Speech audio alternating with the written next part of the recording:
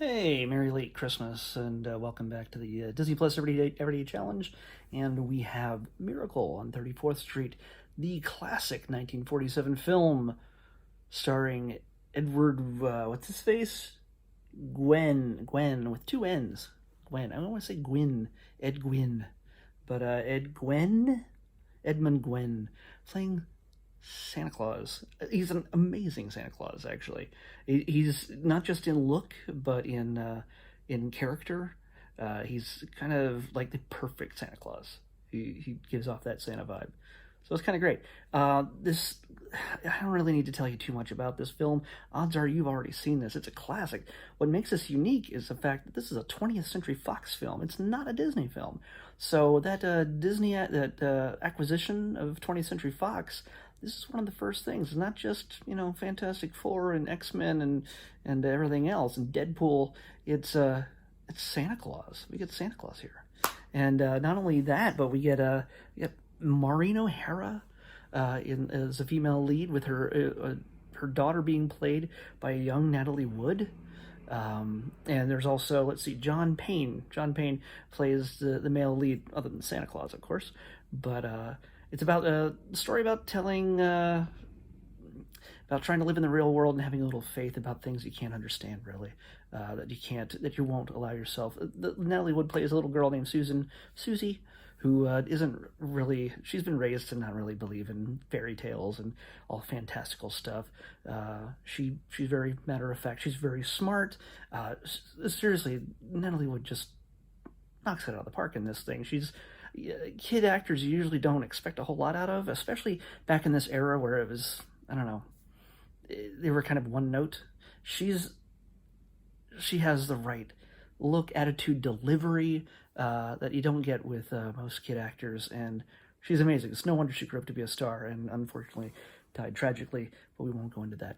But this is actually this is a classic for a reason. I have to admit, I have not seen this movie before. I've seen pieces of it and seen so many parodies and things that have built off of this classic. Simpsons have obviously they've done everything, but they did a take on the final courtroom scene with Santa getting all the letters and things. I don't want to ruin it for you. The movie's only a billion years old, so hey, I'm sorry if you haven't watched it yet. But if you haven't watched it, it's about time. Just like me, I was long overdue to watch this thing. It's pretty dang near perfect to me. I mean, the acting is great, the dialogue, the delivery. There's a lot of humor in it. It's usually with these black and white films, and don't be fooled by the colorization here in the art. This is a fully black and white film, and it's it's pretty. You know how some of these movies get really dated, and yes, there are things that are very much of their time. Everybody's smoking all the time, except for the little girl. But I'm pretty sure if the movie ran an hour longer, she'd be smoking too. But I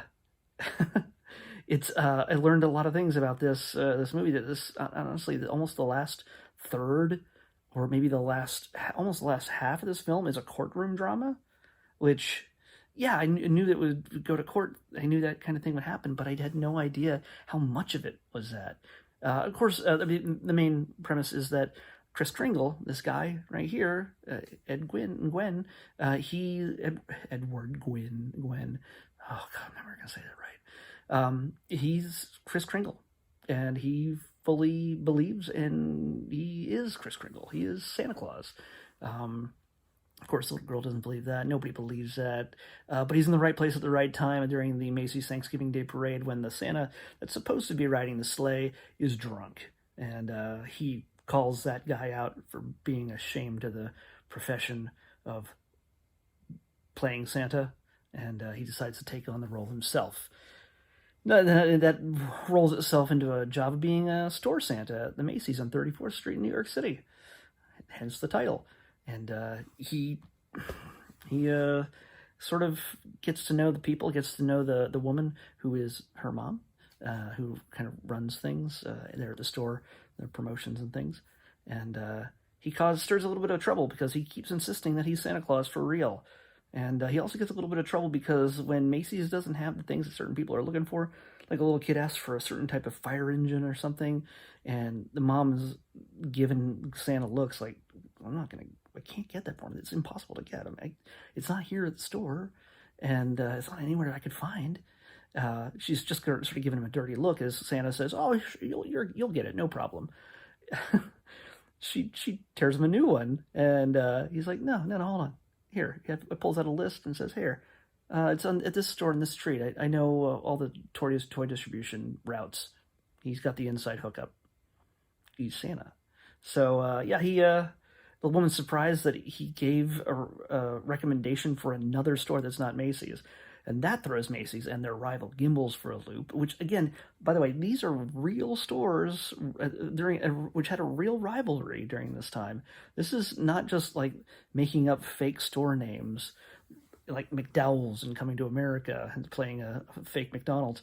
These are real stores, and I mean, I don't know if the people that portrayed Mr. Macy and Mr. Gimbels were accurate depictions, but still, the idea is that he's doing the forbidden thing and sending business elsewhere, which I'm not going to ruin anything, but it causes a little bit of an uproar and starts making people question his sanity. And when his sanity is questioned, well, he's good at telling the truth and knowing how everything works. But some people really ought to get him, and it does not go well, which leads to the court case, which I talked about earlier. So, but it's a great, fun, inspirational type of movie without being overly sappy or anything else. Like I said, it was well acted.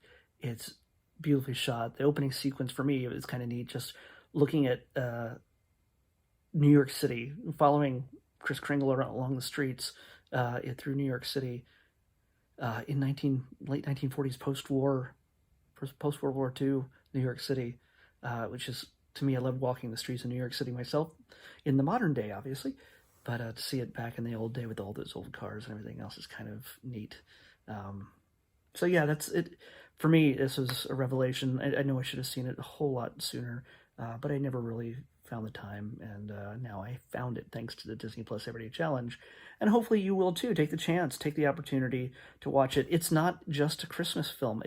Yes, it takes place during Christmas, and it has to do with Santa Claus, but it's a lot more than that. So unlike the Mistletones, which is just awful, despite having like every single freaking Christmas song you could ever imagine that they could get without having to pay for it, all the public domain stuff,